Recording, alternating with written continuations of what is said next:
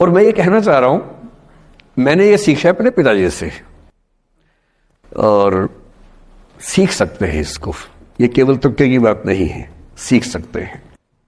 मेरे जो पेरेंट्स हैं, पिताजी और माँ, वो एक अनूठा कॉम्बिनेशन है। अच्छा, किसी शादीशुदा जोड़े से अकेले में बात करके देखिए, जब वो कंफर्टेबल हो आपके साथ, आप उनको बोलिए कि मुझ में और मेरी पत्नी में, या मुझ में और मेरे पति में ज्यादा चीजें मैच नहीं होती हैं। सीरियस होके बोलना, मजाक के मूड में नहीं, सीरियस मुंह बना के बोलिए, थोड़ा भरोसे में लेके। दुनिया का हर जोड़ा आपसे बोलेगा आप में तो फिर भी कुछ मैच होता है, हम में तो कुछ मैच नहीं होता, एक भी मैच। सारे जोड़े ऐसे ही चल रहे हैं। सबको लगता है कि उसका घर बढ़िया चल रहा है, मेरा ही ठीक नहीं चल रहा, क्योंकि उसका घर आपने फेसबुक पे देखा है, अच्छी अच्छी फोटो देखी हैं। 24 घंटे में से जो 2 अच्छे मिनट आए थे, उसमें ली गई 25 फोटो में से बेस्ट फोटो फेसबुक पे आई थी। और अपने घर में आप बाकी 24 घंटे में से 2 मिनट छोड़ के बाकी देख रहे हैं। तो दूसरे का घर हमेशा अच्छा लगता है कि यार लाइफ हो तो उनके जैसी हो। तो हमारे माता पिता भी स्वभाव उनका भी थोड़ा अलग रहा, सबका है, हमारा भी है। तो मेरे पिताजी हैं मस्त मौला आदमी, जैसे कबीरदास एकदम फक्कड़ मस्त मौला आदमी, भाड़ में जाए दुनिया उस मूड में रहते हैं, नुकसान हो जाए भाड़ में जाए। गीता का सार उन्होंने अपने मन में बिठा लिया है। उनका बड़े से बड़ा नुकसान हो जाता है तो क्या बोलते हैं, हमारा क्या था जो लाए थे, जो लिया यहीं से लिया, जो दिया यहीं दिया, साथ लेके क्या जाना है, बात खत्म। कोई टेंशन ही नहीं उनको। और बाकी सब लोग टेंशन में कि अब क्या करें, ये हो गया वो हो गया, कैसे मैनेज करें। मेरी माँ को तनाव हो जाता था, और जब पिताजी ऐसी हो तो माँ को तनाव होगा, सीधी सी बात है। अगर माँ वैसी होती पिताजी तनाव में रहते हैं, तो सामान्य बात है। जब घर में एक व्यक्ति मस्त मौला हो तो बाकी लोग तनाव तो फिर बांटेंगे ना आपस में। वो बड़ा तनाव में रहती थी, उनको घर की चिंता, बच्चों की चिंता बहुत सताती थी। पिताजी भी चिंतित थे बच्चों को लेकर, जैसे कोई पिता होता है, पर उनकी नेचर थी कि ठीक है देख लेंगे जो होगा, अरे देख लेंगे, अरे भाड़ में जाओ, उस मूड में रहते हैं, आज भी रहते हैं। मेरी माँ 73 की उम्र से कुछ महीने पहले चल बसी, उनका जीवन समाप्त हुआ। मतलब मुझे नहीं पता कि जीवन क्यों समाप्त होता है, क्योंकि बड़े बूढ़े कहते हैं कि हर व्यक्ति की सांस का इतिहास है, सांसें लिखी हुई हैं ईश्वर ने, उतनी सांसें मिलेगी। मुझे बहुत भरोसा इस बात में है नहीं, क्योंकि भगवान ऐसा क्यों करेगा कि जापान में सांसें ज्यादा लिखेगा और अफ्रीका में कम लिखेगा? भगवान ऐसा क्यों करेगा? और अगर सांसें पहले से लिखी हुई है तो हमारी जीवन प्रत्याशा क्यों बढ़ती जा रही है? अगर सांसें पहले से फिक्स हैं तो आजादी के समय से लेकर आज के 70 साल में जीवन प्रत्याशा लगभग 2.5-3 गुना बढ़ गई। और हम ये भी कहते हैं कि लोग खराब हैं। अगर लोग बुरे हैं तो जीवन छोटा होना चाहिए कर्मों के हिसाब से। लोग खराब हैं और जीवन बड़ा होता जा रहा है। तो मुझे उन मान्यताओं में बहुत भरोसा है नहीं कि सांसें लिखी हुई हैं। अगर सांसें लिखी होती तो मनुष्य की औसत आयु 25 साल से ऊपर नहीं होनी चाहिए थी, 25-30 मैक्सिमम। और हम 70-80 साल धूमधाम से जी रहे हैं, जिसका मतलब है कि यह भगवान से ज्यादा इंसान ने लिखा है, मेडिकल साइंस ने लिखा है, वैज्ञानिकों ने लिखा है।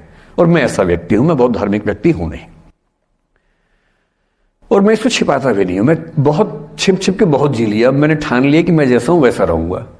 ना मुझे किसी पार्टी से मतलब है, ना किसी विचारधारा से मतलब है। मैं विचार वाला आदमी हूं, धारा वाला नहीं हूं। जिसको धारा में बहना है बहे, हम तो अकेले चलेंगे, विचार के साथ चलेंगे।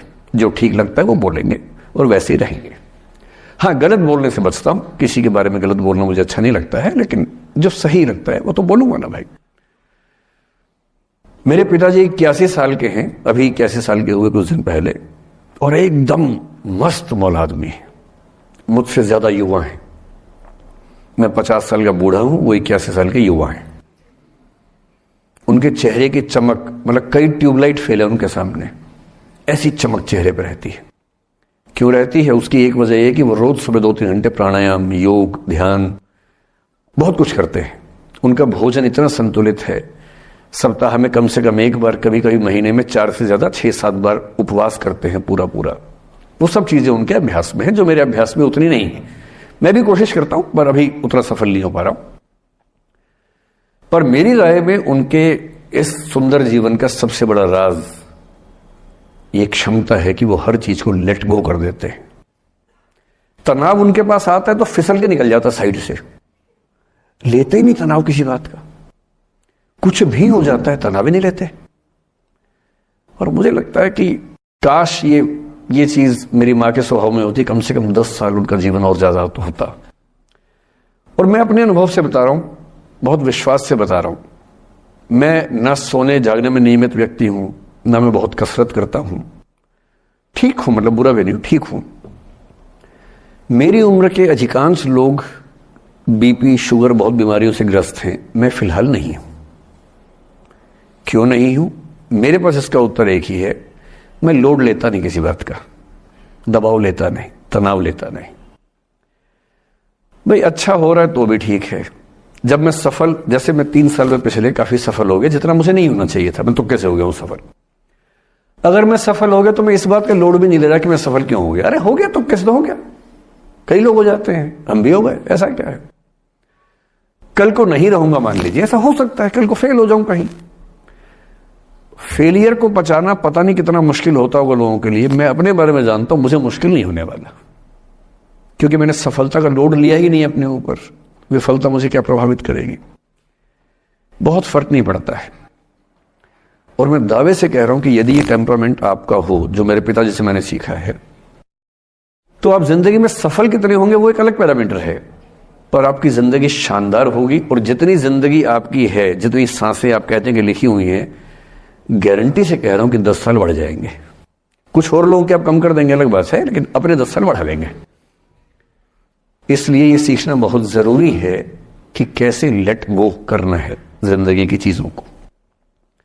3-4 प्रसंग होते हैं। एक होता है कि आप किसी को बहुत चाहते हैं पर वो आपको नहीं चाहता। आपकी उम्र में ये सब तो खेल होता है, और क्या खेल होता है। मेरे घर में 2 बच्चे हैं 17 साल के, तो मैं उनको देख के समझता रहता हूं। वो मुझसे छुप छुप के किसी से बात करते हैं और मैं छुप छुप के सुन लेता हूं। तो उन्हें नहीं पता, मुझे तो नाम भी पता है किससे बात करते हैं, एक आध का तो एड्रेस भी पता है मुझे। और मैं तो बच्चों को बोलता हूं कभी जाना वाना हो तो मैं ले चलूंगा, चिंता मत करना, बोल देना कि ड्राइवर साथ में आया है, टेंशन मत लेना। तो मेरे तो बच्चे मेरे दोस्त हैं, मैं तो बड़ा दोस्ती के भाव में रहता हूं। मेरा एक ही बेंचमार्क है कि वो जिस उम्र में जैसे हैं मैं कैसा था, और वो मुझसे अच्छे चल रहे हैं। उससे ज्यादा उम्मीद मुझे करने में नहीं चाहिए। मैंने जो कुकृत्य 8वीं क्लास में किए थे, उन्होंने 11वीं क्लास में किए, तो बहुत है। मैं ये क्यों मान के चलूं कि वो देवी देवता पैदा होंगे? मेरे ही तो बच्चे हैं भाई। जीन तो मेरे ही है, तो कैसे देवी देवता हो जाएंगे? तो ज्यादा उम्मीदें क्यों पालनी है बच्चों से भी? मैं क्यों चाहूं कि मेरा बच्चा IAS जॉब करे? क्यों करे? वो IAS भी क्यों करे? उसका मन करेगा तो करेगा, नहीं करेगा तो भाड़ में है। अगर वो कहेगा कि मुझे स्टार्टअप करना है, स्टार्टअप कर लो भाई। अगर वो कहेगा मुझे कुछ और नौकरी करनी है प्राइवेट सेक्टर में, तो वो कर लो।